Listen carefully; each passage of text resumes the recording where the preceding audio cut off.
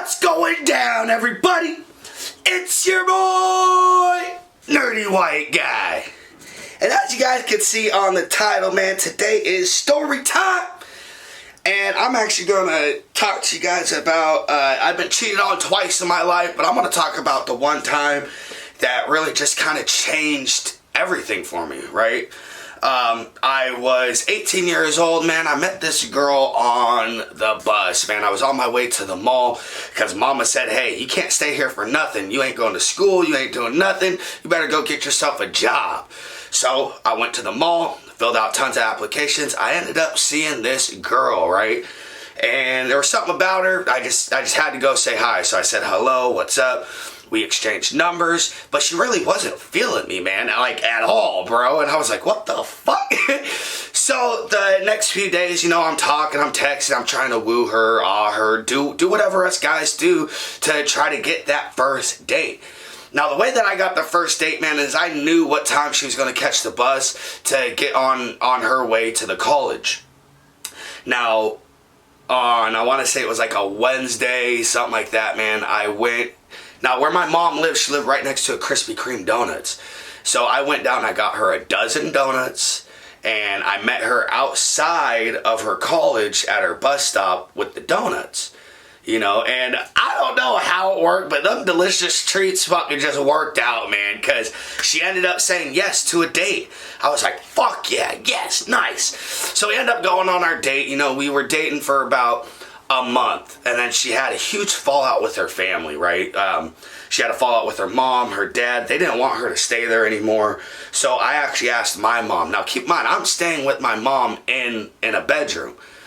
But I cared about this girl, so I asked mom. I was like, hey mom, can she stay with us? She'll help pay rent, she'll pitch in, she'll do whatever. Mom said, sure, why not, you know? So she ends up staying with us. Now keep in mind, this relationship only lasted about 4 to 5 months, you know, and we're already a month into it.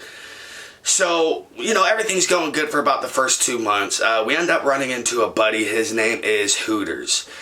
We call him Hooters just because, like, the dude is super good looking and he gets all the bitches. I tell you what, right? So we call them Hooters. You know, he ended up staying with us. He was actually my pot dealer at the time, and he actually got to stay with us as well, man. Can you imagine my mom just allowing me to have my girlfriend and a buddy just to live with us? Keep in mind, we were in a 2-bedroom apartment at the time.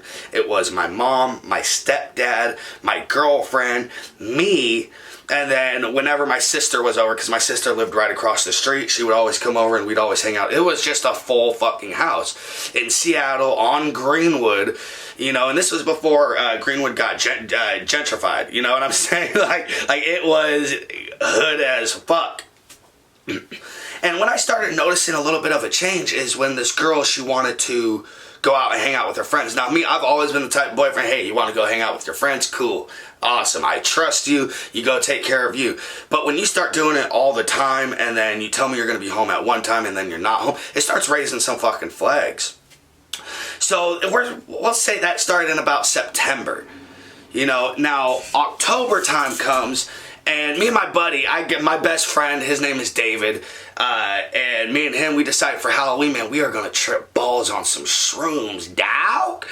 So we go to my uncle's house to go get some shrooms, and we grab them, we end up eating them. My buddy, he only ate half eighth, I ate my whole eighth, and he's like, dude, I'm tripping hard enough, you want the rest of mine? And as the fucking druggie that I am, I said, oh, fuck yeah, bro. Give me those. And I start tripping balls. I start smoking hella cigarettes. I smoked so many cigarettes that I actually ended up fainting. You know, I ended up having to rush myself to the room. You know how when you start feeling everything kind of close in? Now, keep in mind, I'm tripping on shrooms, too. Everything is closing in, man, so I run to the room just so I could faint. I ended up fainting. My buddy comes in. He saw that I was white. Dude, just so white, man. He's like, dude, are you fucking all right? And I was like, dude, I think I just fainted. I'm fucking hot. He's like, dude, you look cold, man. You look like a fucking ghost right now. I slide open the window. It's like fucking 38 degrees out. It's nighttime. I pour fucking ice cold water. My buddy I'm like, dude, go get me some water. So he ends up grabbing some water. I end up pulling some ice cold water on myself. I go into basically shock. You know what I'm saying? Because of how cold that water was. I couldn't breathe. You know, I started panicking, you know, this and that. But after all that, it started settling down. But I was severely fucked up. Now, you would think my girlfriend would want to stay home, take care of me, because I'm super fucked up. No. This bitch, she ended up actually going to the party with my family. So my brother-in-law, his name is John. And he had a party ready for all of us to go to, man. It was supposedly a cracking-ass party. I never went because I was too fucked up. But my girlfriend got to go. And my best friend, my homeboy, dude, he actually ended up staying behind with me, which she should have fucking done. Now, that was one of the big red flags of our relationship that made me actually start to really pay attention, because my mom was in my ear, my sister was in my ear, my brother-in-law, my friend, they were like, dude, that shit is fucked up, man. If she really cared about you, she would have stayed behind to make sure you were all right. Now, you know, that kind of stuck on my mind, and she keeps on going out with her friends. She keeps on coming home late, you know. So now we're in November. Same shit's going on. We're arguing about shit, you know. She's working, you know, and I'm not working at the time, so I can't blame her for being pissed off at me. You know, she was basically providing everything, you know, anytime. But honestly, the only reason why I had to pay rent was because she was there. You know, mom wanted me to work, and I was working. I ended up getting a job at Olin Mills Picture Studio as a salesman. And dude, just over the time, you know, I just felt like something was going on, until finally, man, she ends up going out December 23rd, 2010. And on December 23rd, 2010, she goes out, she goes to a party, you know, this and that. I was expecting her home around midnight, 1 o'clock.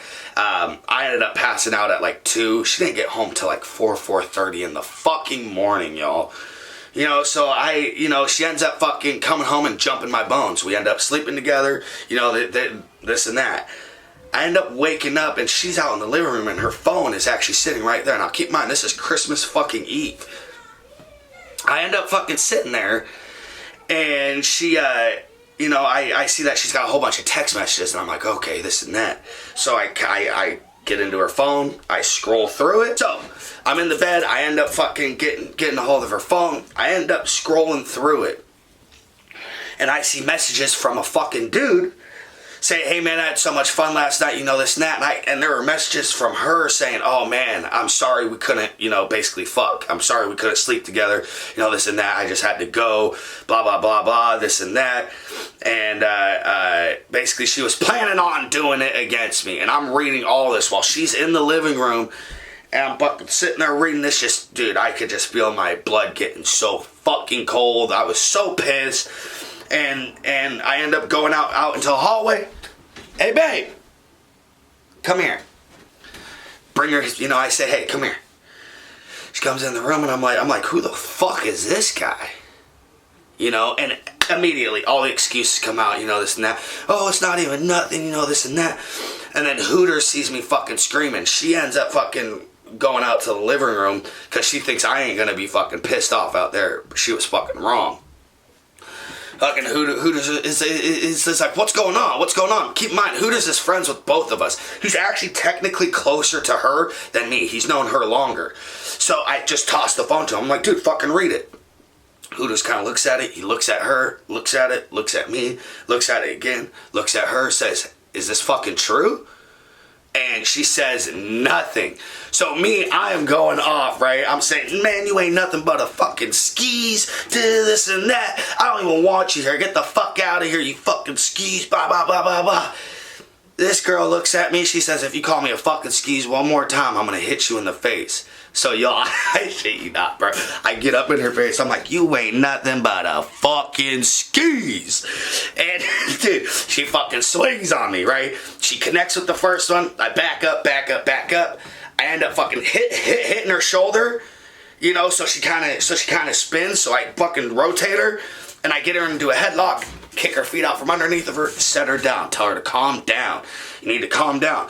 At this point, Hooters is freaking out. He thinks I'm about to pop this bitch's head off, right? Which I should have. I should have just popped. But I didn't. I had myself under control. I had her under control. I just didn't want to get fucking hit. So I wait till she calms down. I'm like, Hooters, I'll let her go as soon as she calms down. You know, I'm not just gonna let her fucking swing on me. So fucking she says I'm calm. As soon as I let her go, man, she starts swinging again. So I do the exact same thing. I fucking turn her around, put her in a headlock. This time I put my hooks in, so I'm actually wrapped around her. And I tell her, I was like, if you don't calm down, dude, I'm gonna choke you out till you knock out. Period. You know, you're not gonna fucking hit me, especially when you're in the wrong. You know, and keep my sister, my mom, my stepdad, they are all in the back room, probably still asleep, man, because this happened fairly early in the morning. So like, as soon as I let her go, I hop up, I go run to my sister, because I can't hit the bitch, but in my mind, I'm like, oh, my sister can whoop on her ass, right? So I go fucking tell my sister, hey, this bitch is fucking swinging at me. She cheated on me. I just want her gone. I want her out of here. Now, my girlfriend at the time was terrified of my sister. My sister is a hood bitch. Like, no joke. Like she will scrap. I've never seen a female able to beat my sister. Straight up, dude. She's just got that mentality. My sister comes out nicer than what I thought, you know what I'm saying? She comes out, she just straight tells her, hey, you got to get out of here. I don't care where you go, but you got to leave. Well, we're not going to throw your shit out, you know, this and that. As soon as my sister said, we ain't going to throw your shit out, man, I run to the fucking room to go grab her shit, dude, and I'm fucking trying to throw it off the balcony. We're 3 stories up, right? So I'm trying to throw it off the balcony. Fucking my sister's telling me don't. She's telling me stop. I'm like, bitch, fuck you. Your shit deserves on the street. So I ended up fucking throwing that shit, you know, I tried to at least. I probably got like a pants and a hoodie actually off of the deck. So as all this shit is going on, man, I end up fucking just kind of calming down and just telling her, dude, get the fuck out of here. You know, and that relationship ending is actually what made it so I met my wife. Now, at the time, I didn't know that it was going to be the greatest thing that ever happened to me. You know, because you just don't see it, especially when you're young, you know. I literally met my wife and we started dating 2 weeks after this incident happened. You know, me and my wife, we've been together for 10 years now. We've been married for 5, but together for 10. And, you know, I just want people to know that shit happens for a reason, man. Like, I was so mad, so livid, you know, and the hints are there. You know, people don't just like cheat and then stop. You know, usually when they cheat, they continue to do it until they get caught or until they just feel so bad they have to stop. You know, she was sloppy with her shit, so I caught her. You know, and I caught her on Christmas Eve, y'all. So that shit, it broke my heart. It made me want to become just a better person, man. I started running every fucking day. Started working out every day. Keep in mind, I wasn't fat. I wasn't anything, you know. I just wanted to make myself better. Every time I break up with somebody, I try to make myself better so they get fucking jealous. You know, so, dude, that is the story of me being cheated on and how it all went down. Now, like I said, man, I should have probably popped her head off her fucking neck. But I grew up in a family where you don't hit females. You know, even if they hit you. Now, I've said it a million times myself. If a female hits me like a man, I'm going to hit her back like a man. But, guys, I've been hit like a man by a female, and I have yet to hit a female back. I say that just to try to hopefully prevent them from fucking hitting me. Because, you know, they don't want the boom zoom sauce, you know what I'm saying? But yeah, y'all, I hope you guys enjoyed that shit. It went a little bit longer than I expected, but yeah, just know, if you are going through a hard time right now, brother, sister, it will pass. And maybe it might lead to something that is just so much better and so much more pure than what you were in. You know, maybe you can get through that shit. Not maybe. I know you can get through that shit. So yeah, guys, that's all I got for you. If you guys enjoyed that shit, please smash the subscribe button, smash the like button, like, comment, share, all that stuff. Nerdy gang, love y'all. Hope you guys enjoyed that shit. And yeah, I got nothing else for y'all. Let's get it, y'all.